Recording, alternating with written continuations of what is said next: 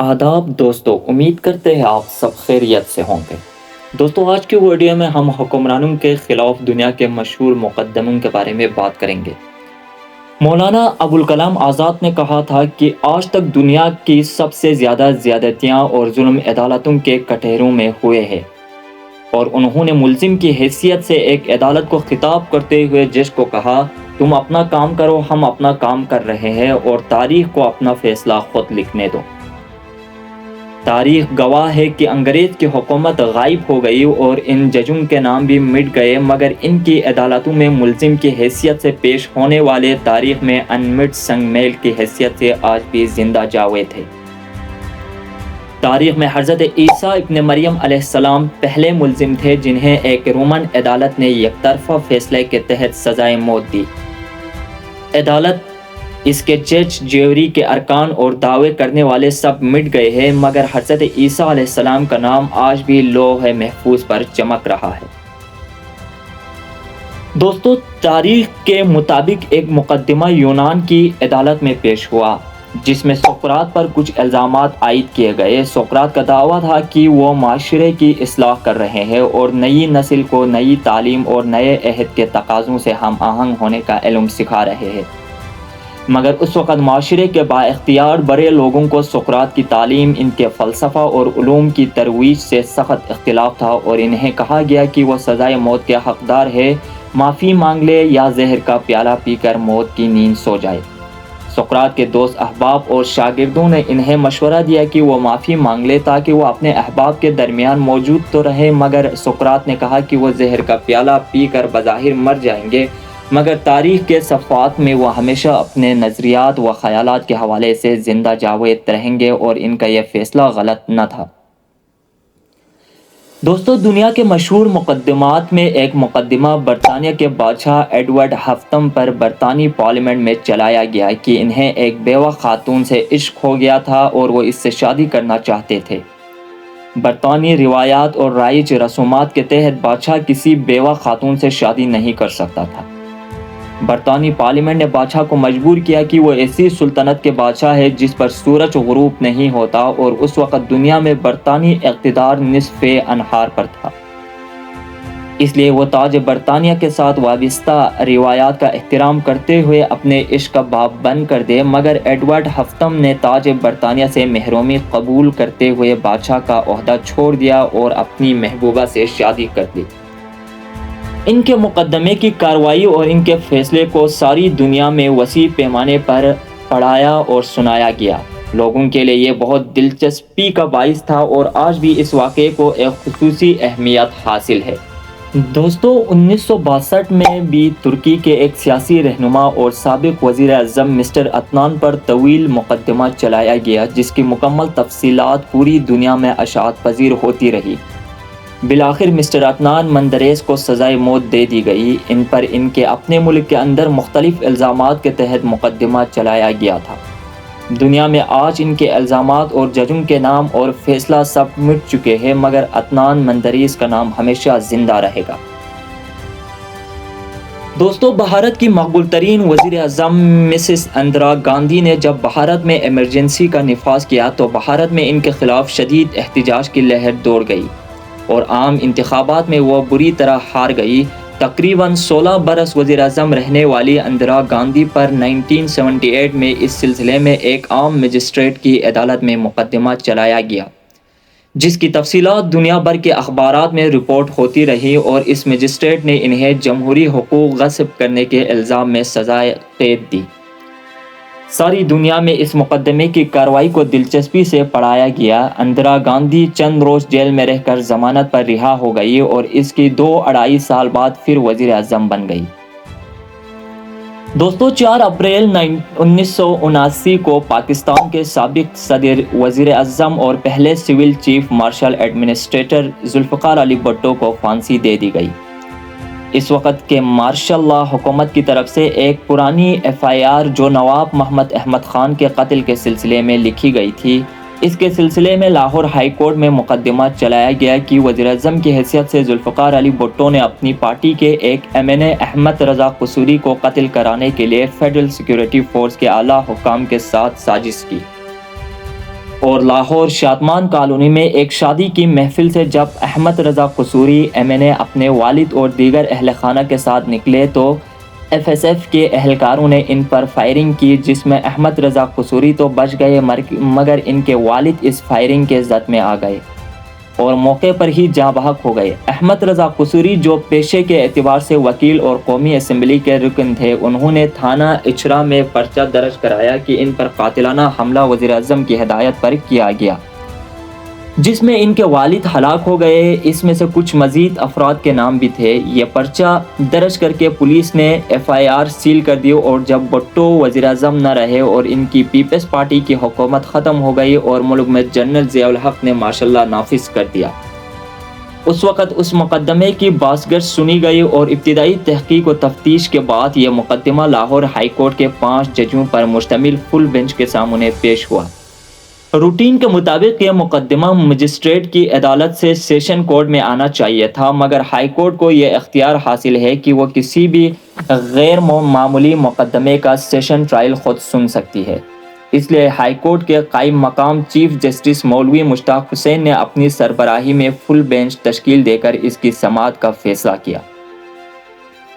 دوستو، ستمبر 1977 میں اس کیس کی سماعت شروع ہوئی تھی اور 18 مارچ 1978 کو لاہور ہائی کورٹ کے فل بینچ نے سابق وزیر اعظم مسٹر ذوالفقار علی بھٹو کو FSF کے متعلقہ افسران اور فائرنگ کرنے والے 4 افراد کو سزائے موت کا حکم سنایا، جس پر سپریم کورٹ میں اپیل دائر کی گئی۔ اس دوران مسٹر بھٹو کو سپریم کورٹ میں پیش ہونے کا موقع دیا گیا۔ انہوں نے سپریم کورٹ کے فل بینچ پر اظہار اعتماد کرتے ہوئے کہا کہ مجھے عدالت کے انصاف پر اعتماد ہے، اگر عدالت مجھے پھانسی بھی لگا دے تو مجھے کوئی رنج نہ ہوگا۔ سپریم کورٹ میں سماعت کے دوران ایک جج ریٹائر ہو گئے اور دوسرے جج اپنی بیماری کی وجہ سے ملازمت سے علیحدہ کر دیے گئے۔ اس طرح 9 ججوں کا بینچ صرف 7 ججوں پر مشتمل رہ گیا اور سپریم کورٹ نے مارچ 1979 میں مسٹر بھٹو کو سزائے موت دینے کا ہائی کورٹ کا فیصلہ بحال رکھا۔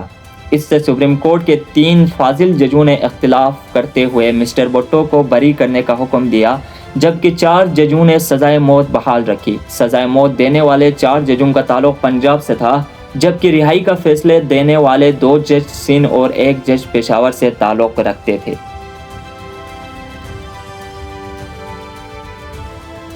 دوستو، 1982-83 میں ایران کی انقلابی حکومت کے نوجوان ذہین، اعلیٰ تعلیم یافتہ اور بہت اچھے بین الاقوامی مقرر ڈاکٹر صادق قطب زادہ پر غداری کے الزام میں مقدمہ چلایا گیا۔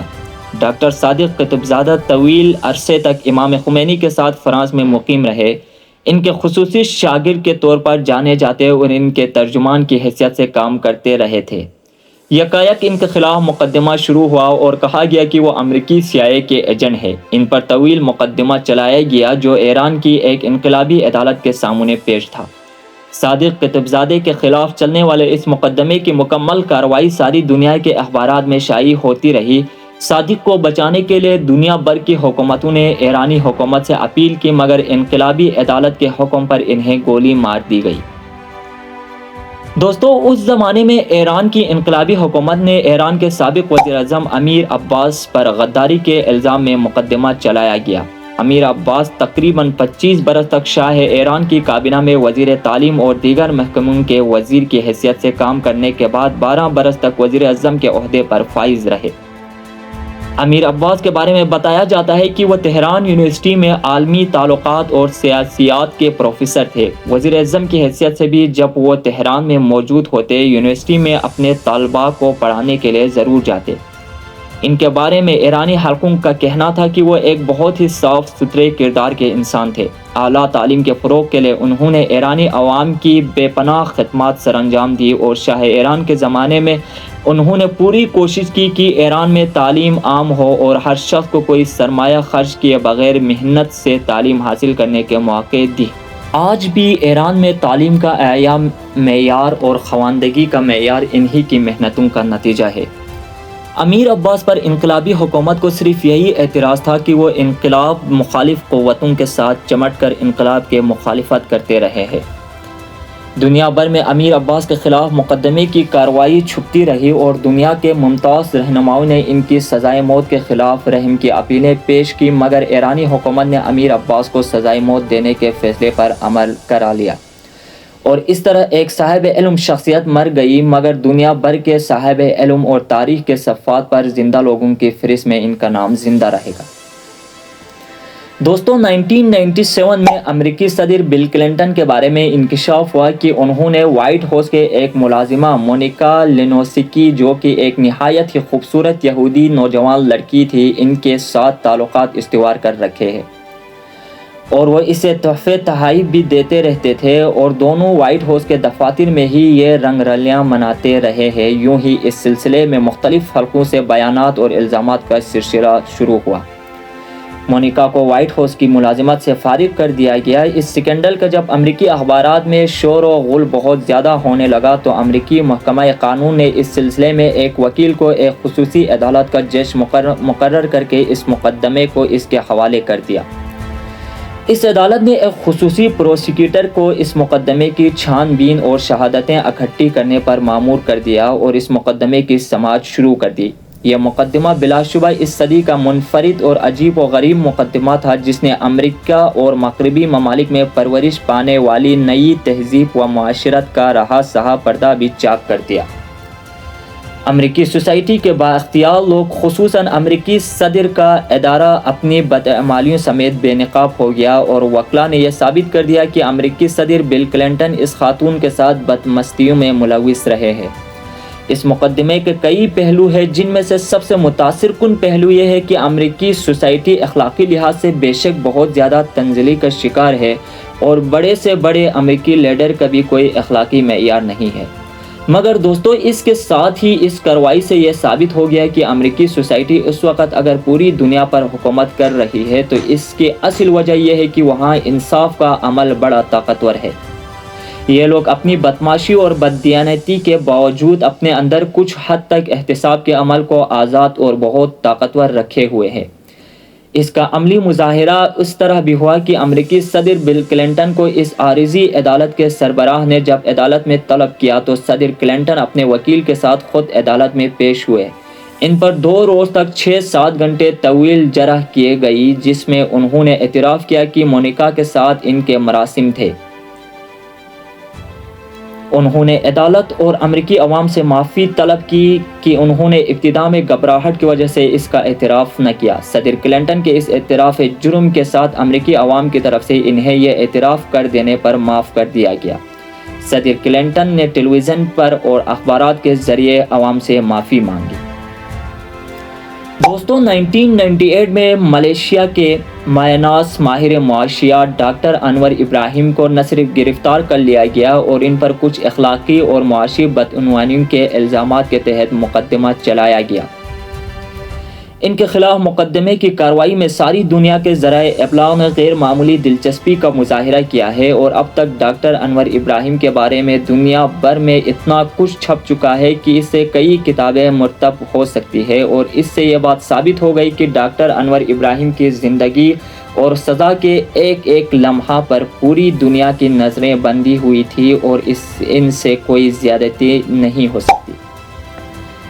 دوستو، اب ہم پاکستان کے سابق وزیر اعظم میاں محمد نواز شریف پر چلنے والے طیارہ کیس کا تذکرہ کرتے ہیں۔ اس مقدمے کی بنیاد 12 اکتوبر 1999 کو سابق وزیر اعظم کے ان مبینہ اقدامات کو بنایا گیا ہے جو انہوں نے پاکستان کے چیف آف آرمی سٹاف اور جوائنٹ چیف سٹاف کمیٹی کے چیئرمین جنرل پرویز مشرف کے طیارے کو کراچی ایئرپورٹ پر لینڈ نہ کرنے دینے کے متعلق مبینہ طور پر جاری کیے تھے۔ سابق وزیر اعظم نواز شریف اور ان کے وکلاء کا موقف یہ ہے کہ اس قسم کے کوئی احکامات جاری نہیں کیے گئے، مگر استغاثہ نے اس وقت اعلیٰ سرکاری عہدوں پر متعین اعلیٰ سرکاری حکام کو سرکاری گواہ بنا لیا ہے۔ یہ مقدمہ اس وقت ساری دنیا کے کروڑوں لوگوں کے لیے دلچسپی کا باعث بنے۔ دوستو، میاں محمد نواز شریف کے خلاف دائر ہونے والے اس مقدمے کی نوعیت اگرچہ بالکل مختلف ہے، مگر اس کیس میں اور پاکستان کے ایک اور سابق وزیر اعظم مسٹر ذوالفقار علی بھٹو کے مقدمے میں بہت مماثلت ہے۔ میاں محمد نواز شریف کی طرح ذوالفقار علی بھٹو بھی جائے وقوع سے بہت دور تھے۔ بھٹو پر الزام تھا کہ انہوں نے FSF کے افسروں کے ساتھ مل کر احمد رضا خان قصوری کے قتل کی سازش تیار کی ہے۔ اس مقدمے میں بھی یہی الزام ہے کہ نواز شریف صاحب نے بھی سول ایویشن اور دیگر حکام سے مل کر سازش تیار کی کہ جنرل پرویز مشرف کے طیارے کو ایئرپورٹ پر نہ اترنے دیا جائے، اور اس طرح جنرل پرویز مشرف کے ساتھ ساتھ جہاز کے عملہ اور دوسرے مسافروں کی جانیں خطروں میں ڈال دی گئی۔ بھٹو کی FSF کا ڈائریکٹر جنرل مسعود محمود استغاثہ کا وعدہ معاف گواہ تھا، جبکہ اس مقدمے میں نواز شریف صاحب کا پسندیدہ اعلیٰ سرکاری آفیسر امین اللہ چودھری استغاثہ کا وعدہ معاف گواہ ہے۔ جس طرح بھٹو کو عدالت میں جیل سے خصوصی حفاظتی انتظامات میں لایا جاتا تھا، نواز شریف کے لیے اس سے بھی زیادہ سخت انتظامات کیے جاتے رہے۔ جس طرح بھٹو کے حامیوں کے خلاف اس زمانے میں فوج کارروائی کر رہی تھی، اسی طرح پولیس حکام نواز شریف کے حامیوں کے خلاف کارروائی کرتی رہی۔ بھٹو کی سزا کی معافی کے لیے جس طرح دنیا بھر کے سیاسی رہنماؤں اور اہم ممالک کی طرف سے جنرل ضیاء پر دباؤ ڈالا جا رہا تھا، بالکل اسی انداز میں نواز شریف کی جان بخشنے اور سزا کی معافی کے لیے دنیا بھر کے اہم لوگوں نے درخواستیں کی۔ دوستو، آخر میں عمران خان پر چلنے والے توشہ خانہ کیس بھی دنیا کے مشہور مقدموں میں شمار ہوگا۔ اس کیس کا فیصلہ اسلام آباد سیشن کورٹ کے ایک متنازع جج ہمایوں دلاور نے سنایا۔ اس مقدمے میں عمران خان کو اپنے گواہان پیش کرنے کے لیے صرف 1 گھنٹے کا ٹائم دیا گیا، اگرچہ گواہان پاکستان کے مختلف شہروں میں تھے اور یہ ممکن نہ تھا کہ 1 گھنٹے میں سارے گواہان کو عدالت میں پیش کرتے، اور جج ہمایوں دلاور نے عمران خان کو 5 سال کے لیے نااہل کر کے اریسٹ کرنے کا آرڈر دیا۔ آج کے لیے اتنا ہی، ملاقات ہوگی اگلے ولاگ میں، تب تک کے لیے جے ہند۔